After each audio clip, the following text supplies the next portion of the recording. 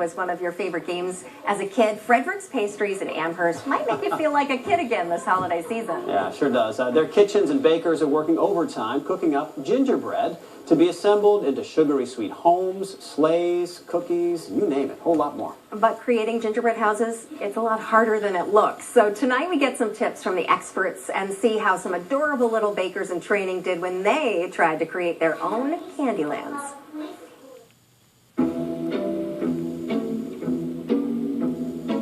It was Christmas time at Frederick's, and all through the shop, elves were baking, ovens running non-stop.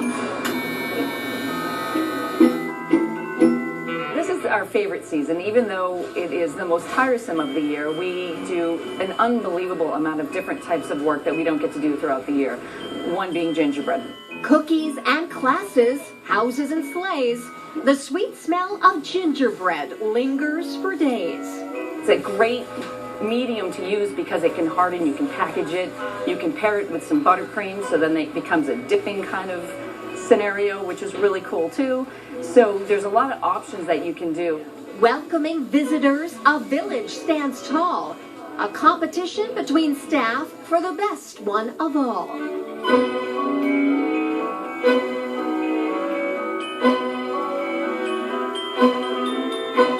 This year's theme is board games.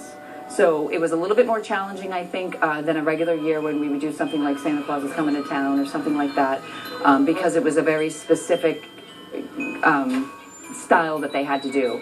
At Frederick's, they're pros. Making homes is what they do, and they'll share a few tips to make yours solid too. The best idea to make a template before you cut your gingerbread to make sure it all goes together correctly. You never want to use fresh baked gingerbread. You want to let it sit usually overnight so it can get nice and firm and harden, and then you want to make sure your royal icing is perfect. If it's too soupy, nothing will stick together because this is basically your glue for everything.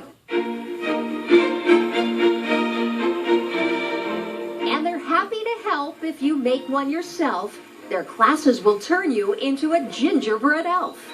We've got kids of all ages, boys and girls, teens, 6-year-olds, adults, that want to take the class, and they really have a ton of fun with it. I can't wait. Every student must suit up, then icing in hand, head into the kitchen to prepare a magical gingerbread land.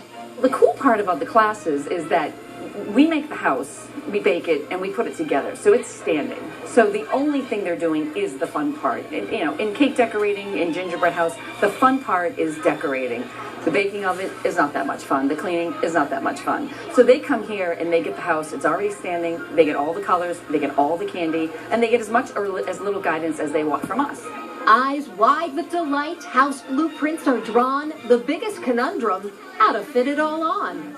I was thinking, since it's Christmas, why don't I make reindeer, and then I'm gonna make Santa's sleigh, but the sleigh's drying, and so then I'm gonna decorate the tree with a star on it, because there's no star, and then I'm gonna put some wreaths down everywhere, and I'm gonna make a little toy train.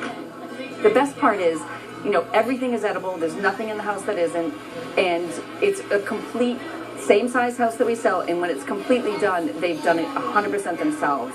You must come prepared. The most important ingredient of all is patience, young baker, to glue down that wall. So you're going to use your spatula to smush the frosting right on there, okay? The more frosting you put on, the better it sticks. There's a lot of tricks to gingerbread that I think a lot of people, especially at home, don't realize. You can't just bake the gingerbread and put it together and put the candy on it and think you're going to wake up tomorrow and it's all going to be standing. So far, I just put little gummy bears for the roofing, and I'm starting to do the other side with these.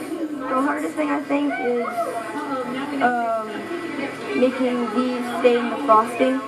The cookie itself is great with coffee and tea, but everyone knows the decorations are key.